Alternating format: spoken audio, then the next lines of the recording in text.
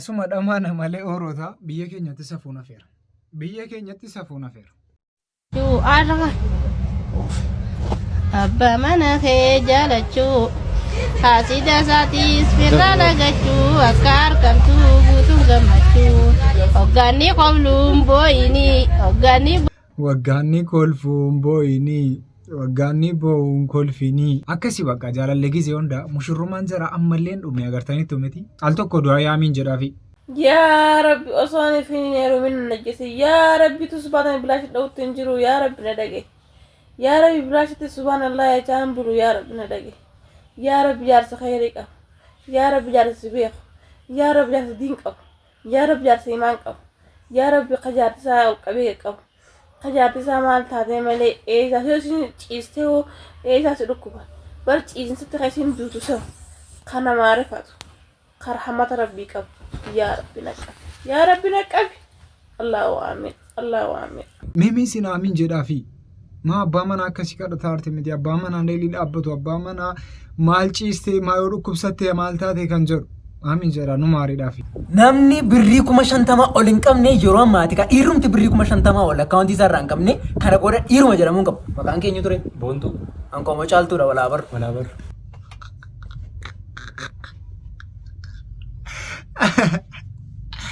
Kan koommoo Asiyaa dhagaa. Oorota dhugaa rabbiin isiniin jedha safuun biyya keenya baay'ee badee jira. Dhugaa rabbii bakka hin qalladinaa isin waan kana irratti qalladuu hin qabnu. Buti walbuti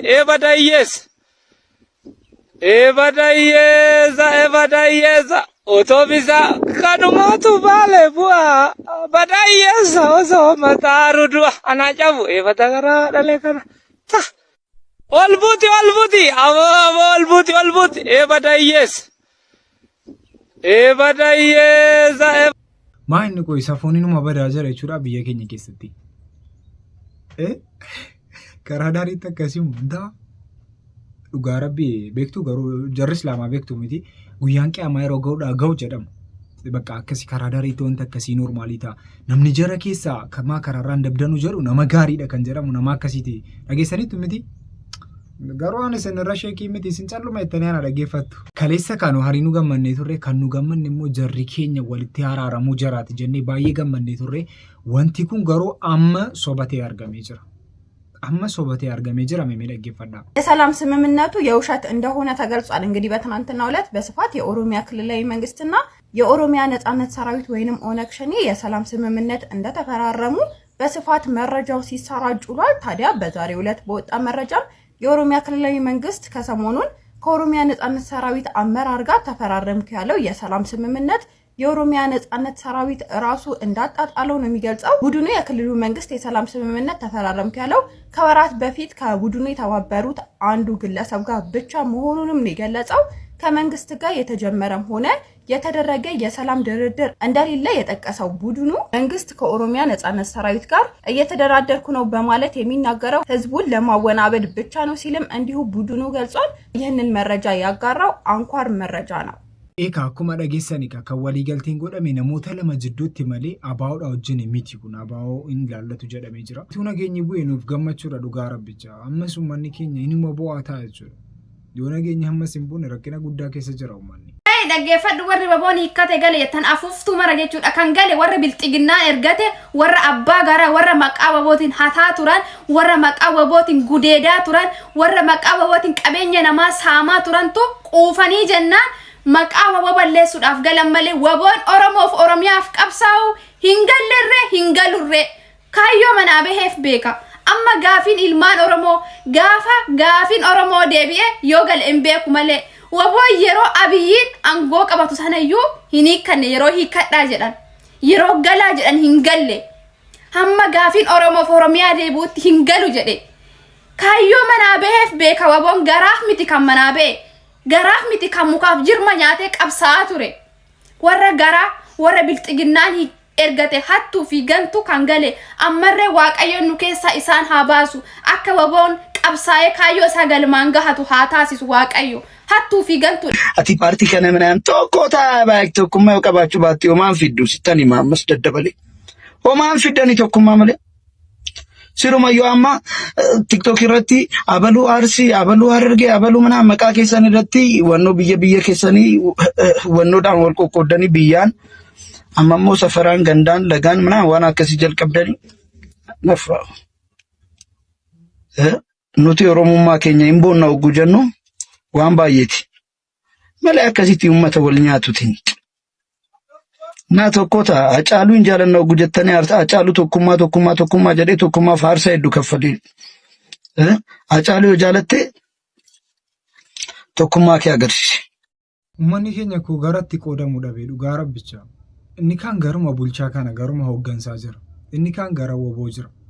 Uummanni jidduutti qoqqoodamee jira jechuudha. Namni immoo kana argatee nutti fayyadamaa jira. Amma kun sirraa'utti wanti tokko kan sirraa'u hin jiru. Ammas tokkummaan jedhamu uummata keenyaaf baay'ee barbaachisaadha. Adlarraan jammareet akka Kiristoositti jedhe. Yesuusitti ani. Mee Yesuus gooftaa jedhe. Yesuusi gooftaan. Gooftaa jedhe. Gooftaa. Ila afaan baniiti Yesuus gooftaa jedhe. Yesuusi gooftaa. Amaariffaan siimoo Yesuus geetaa no jedhe. Yesuusi geetaa no. Yesuusi geetaa no. Yesuus geetaa no ban. Yesuusi geetaa no. Yesuus yaadinaan ban. Yesuusi aadinaani. Yesuus yaadinaan ban. Yesuusi aadinaani. ጸልያለሁ በጌታ በኢየሱስ ክርስቶስ አመታትን የቆጠረ መንፈስ ዛሬ ይለቀቃል። በኢየሱስ ስም ይልቀቅ። አሜን። በኢየሱስ ስም አሜን።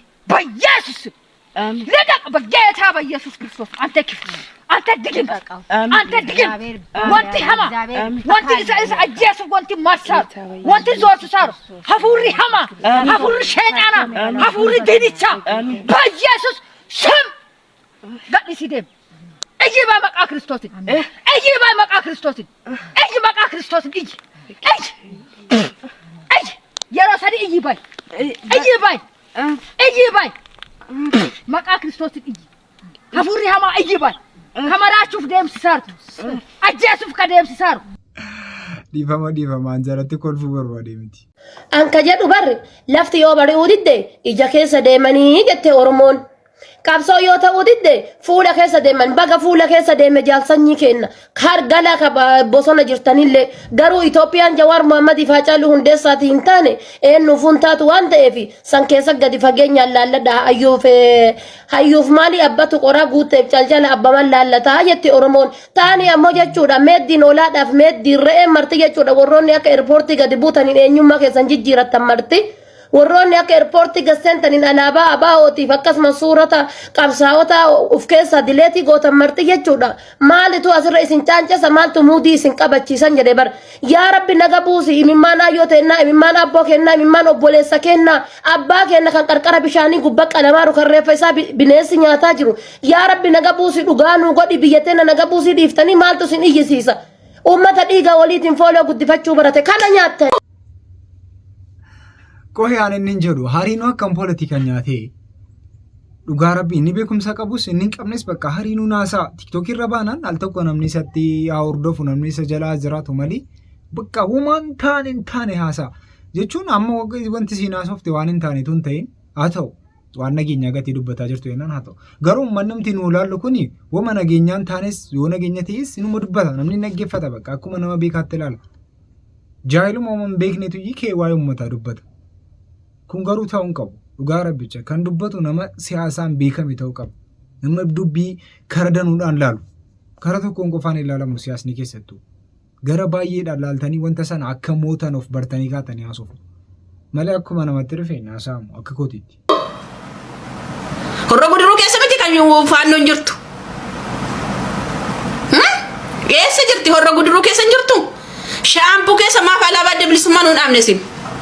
Horra guduruu keessa maaf alaabaa adda bilisummaa nuun dhaabne shurrubbeetti maal saa jabaastuun warra galanitti maal jabaastuun ofii keessan karaa galtan dhabdanii iddoo dhabdanii bar hin saamanii hin saamamtanii bakkatu sin saame hin saamamtan sheer godhaa fi rikoodii waraabaa fi sheer godhaa eenyu sheer sodaadhan ugaadhaaf morma kiyyallaadhaan si galtee morma kiyyallaadhaan marroo dirribaan hamma dhugaa Oromoo qaxxi godhee waraan adda bilisummaa Oromoo hanga ganama iddootti deebi'utti timpaashii tokko mataa sarara gadi bu'u jaallattu dhibbitu morma koo asiin laadheen asiin ishee laadhaa jaallattu zibbitus gantuun akka kanaamoo kaasayyuu warra galanina wayyanaaf warra bosona keessa teesse gantu warra hattu warra ilmaan cidiirra naxxee qoraanirra naxxee barsiirra naxxee waaddurra warra galanaaf wayyanaaf. Namni fira kiyyaa bosona 4 kiiloo seenuu qaba warra jedhe qofa bosona jira. Inni immoo dhugaan Oromoon bilisoomee beeku namicha jala mataa qaqqabateetti wanna jedha jira. Hinaaftuu akka anaa tana warri Abiyyi irra duulaa jiru. Warri Abiyyi irra duulaa jiru hinaaftuu akka anaa tana qofa. Namni Oromoof yaadu biyya saniif yaadu hundi isaa jechuudha nagayaan dalagaa ofii uffataa jira. Allaqe. Dubbii akiraati kun ka boo'icha hin qabne ka ilmi kiyya maana irraa du'e hin qabne over the game. Siitaya. Dhugaa sitti himna. Oromoon gaafa Abiyyi 4 kiiloo seenerraa bilisuun bulchaa jira. Prime Minister recover afaan Oromootiin barreessaa jira. Mina abbaa taaragaallee bosona keessa. Eshi bosona iyyuu seeni. Bosona seeni rakkoo miti. Hiqawwee gaafadhu bosona seeni Abiyyi 4 kiiloo seene jijjiiramni karaa maqee fi dalaguu dhibee bosona seeni. Bosona seentee qawween kee loltee tiriin afaan kee ka Tigiroota walii galu ka warra Gambeellatiin walii galu maaltu Abiyyi walii galuu si dhooke. Anamma gabaabumatti isin hima yoo akka carraa ta'ee waraana bosona jiru kanaan bilisoomne guyyaa san Harargeen harargummaa ofii mulqitee lafa keettetti warri salaatu amantii ofii mulqee lafa kaa'ee akkaataa warra kanaatitti bulta. Amma garuu yeroo kanatti amantii ta'e oofata harargummaa kee jabeeffata arsummaa kee jabeeffata jimmummaa kee jabeeffata wallagummaa kee jabeeffata oromummaa kee jabeeffata Itoophiyaawii taatee bulaa jirta. Waan qabattu hunda qabattee xuruu Harargee gaarii taate Oromoo gaarii taate Itoophiyaa gaarii taatee bulaa jirta. Sirna Abiyyi kun sirni gaama isinitti hima waa'ee sirna isinitti hin dhala. Harargeen gaariin tokko Oromoo gaarii ta'et Abiyyi gaafa ergau Itoophiyaawii gaarii ta'a. Sirna Minilikii wal addaa jechuudha.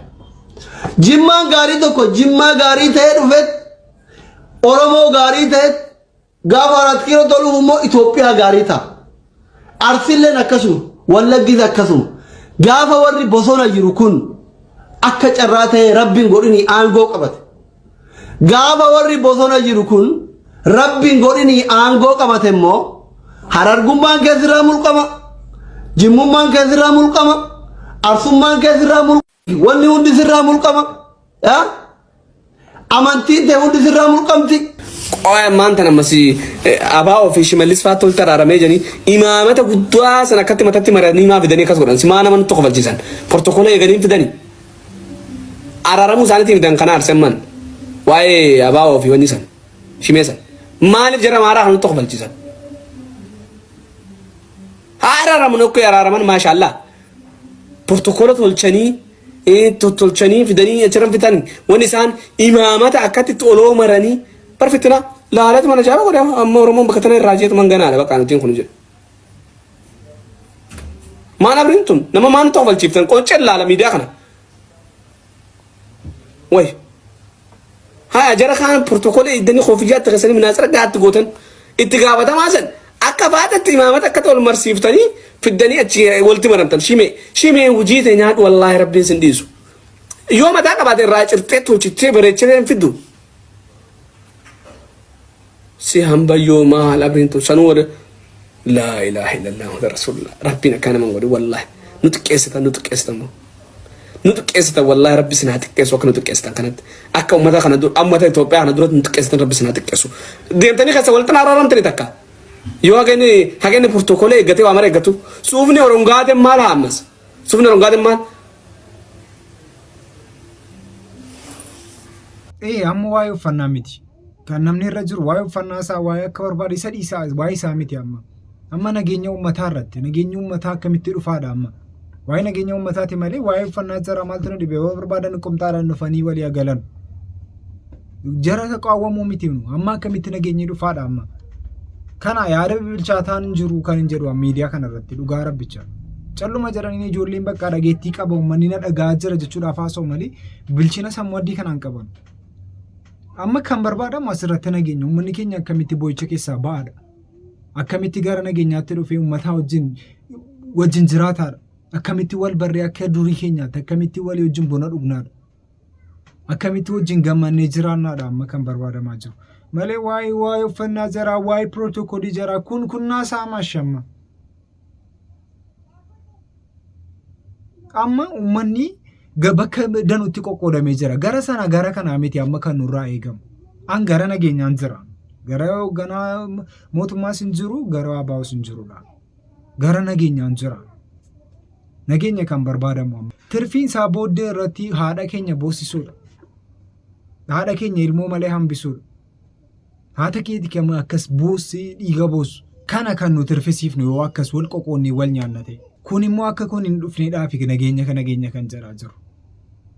Ammas taanaan yoo sanaan taane karaan baasu jira jedhee namoonni. Gara barbaadan jiraadhaa garuu gara nageenyaarra ta'uu qabdu. Gara sanas gara kanas hin jedhinaas nageenya kan wayyu. Sagantaan har'aaf qabannee kanuma fakkaata. Sagantaa biraatti ammoo walitti deebinutti.